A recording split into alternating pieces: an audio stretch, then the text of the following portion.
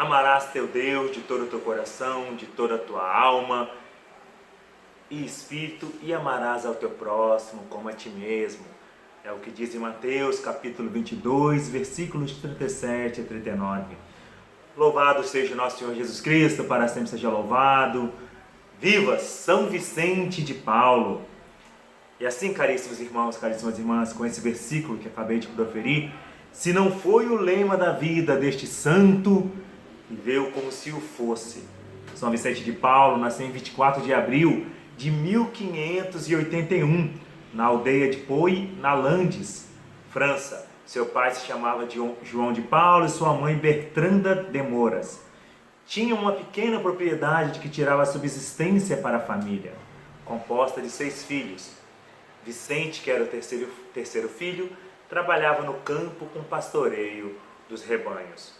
Ele se entregou sem reserva ao sacerdócio, por meio de suas obras como a congregação da missão, a Companhia das Filhas da Caridade, as conferências de São Vicente de Paulo e a todas as obras de inspirações vicentina.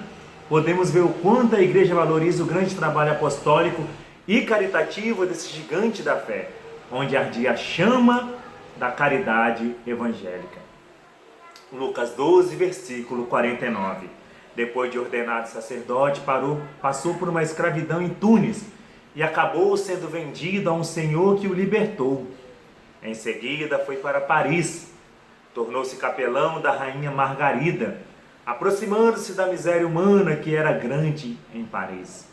De modo especial, trabalhou no Hospital da Caridade. Nesta época, o cardeal de Berulle, fundador do oratório na França, enviou-o como pároco a Tite-la-Garenne, na periferia de Paris. Como educador dos filhos do general das galeras, em seus castelos e propriedades do interior, ele pôde ver a grande miséria material e espiritual do povo do campo. Isso mudou a sua vida, pediu ao cardeal Berulle e se tornou pároco da pobre Chantillon-des-Lombers. Ali, ele começou sua grande obra de caridade, fazendo a organização da caridade. O serviço dos pobres era a sua vida. Nos primeiros 20 anos de sacerdócio, sempre guiado pelos acontecimentos e pela providência divina. Antes de eu continuar, inscreva-se no canal, deixe aí o curtir de vocês e indique o canal para que outros também se inscrevam. O resto do seu tempo era repartido entre o confessionário, o catecismo, a oração e o estudo. Para ampliar o trabalho pelos pobres, São Vicente começou a reunir os sacerdotes que desejassem viver, sob orientação dos bispos, a salvação do pobre povo do campo, por meio da pregação, da catequese e das confissões gerais, sem retribuição nenhuma. Os seguidores de São Vicente se multiplicaram a ponto de o pobre asilo dos bons meninos não poder mais os abrigar. Pela providência divina, Adriano Bom, prior de São Lázaro, ofereceu ao santo a casa e as terras do seu priorado, conhecido pelo nome de São Lázaro, antigo hospital de leprosos e vasta construção, onde permaneceram até o fim do século XVIII. Daqui vem o costume de se chamar lazaritas os padres congregados de São Vicente. Assim surgiu, em 1632, o priorado de São Lázaro, os lazaritas, que cresceu rapidamente, implantando-se em cerca de 15 dioceses para as missões paroquiais e fundação de caridades.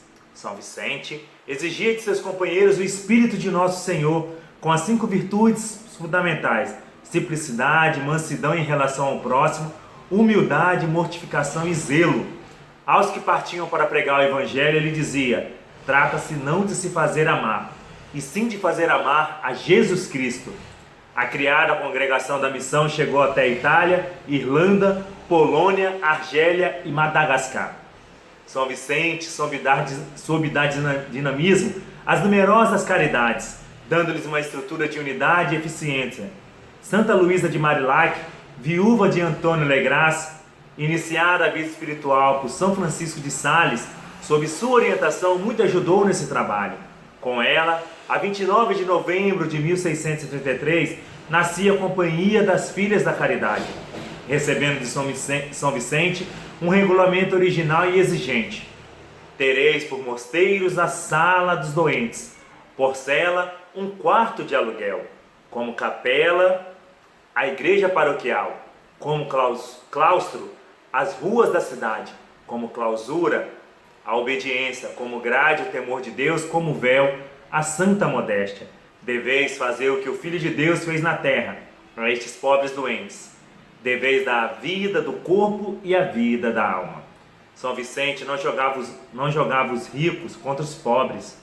Ao contrário, aproximava o rico do pobre, queria trazê-los a uma estima e amizade recíprocas, mostrando que o pobre e o rico têm igual necessidade um do outro. Para isso, criou a confraria de caridade, para aproximar os pobres dos ricos. Com a ajuda de senhoras piedosas, angariava e dava socorros aos pobres doentes da localidade. São Vicente criou muitas obras, a capelania da corte para o magistério dos pobres, a fundação das senhoras de caridade para os hospitais, asilo para os velhos e refúgio para as mulheres decaídas. Trabalhou na reforma do clero, promoveu retiros eclesiásticos, fundação dos seminários, missões aos camponeses, cuidou dos leprosos, dos loucos, dos refugiados de guerra, dos mendigos, dos condenados, etc. Ele dizia que quanto mais humilde for alguém, tanto mais caridoso será para com o próximo. Se nos livrarmos do amor próprio um quarto de hora antes de morrer, podemos dar graças a Deus. O demônio não sabe se defender diante da humildade, porque ele é soberbo. São Vicente sofreu de muitas enfermidades, mas nunca reclamava. Na segunda-feira, 27 de setembro de 1660, às 4h30 da manhã, Deus o chamou assim no momento em que seus filhos espirituais reunidos na igreja começavam a oração. Morreu aos 84 anos de idade, 60 de sacerdócio.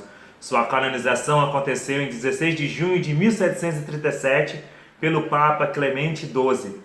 E em 12 de maio de 1885 foi declarado patrono de todas as obras de caridade da Igreja Católica por Leão XIII. São Vicente de Paulo, rogai por nós. Traremos ainda a oração. Paz e bem.